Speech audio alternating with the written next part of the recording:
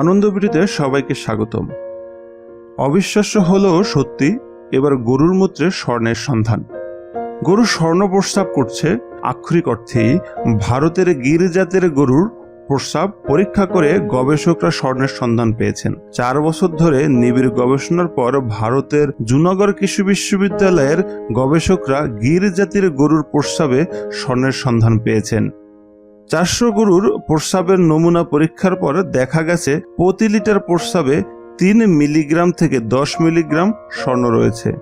জুনাগড় কৃষি বিশ্ববিদ্যালয় খ্যাতনামা খাদ্য পরীক্ষা গবেষণাগারে এই পরীক্ষা চালানো হয়। পানিতে দ্রবণীয় লবণের আকারে স্বর্ণ পাওয়া গেছে। গবেষণায় নেতৃত্ব দেন জুনাগড় কৃষি বিশ্ববিদ্যালয় বায়োটেকনোলজি বিভাগের প্রধান ডক্টর B.A. গোলাকিয়া। প্রস্রাবের নমুনা পরীক্ষায় তিনি ক্রোমাটোগ্রাফি মাস স্পেকট্রোমেট্রি পদ্ধতি প্রয়োগ করেন।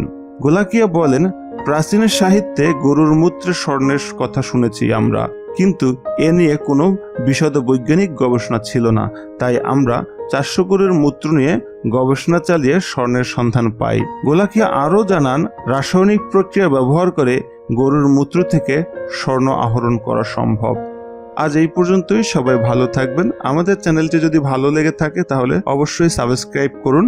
আর আপনাদের কোনো মতামত থাকলে অবশ্যই আমাদের কমেন্টসে জানান। সবাই ভালো থাকবেন, সুস্থ থাকবেন। আল্লাহ হাফেজ।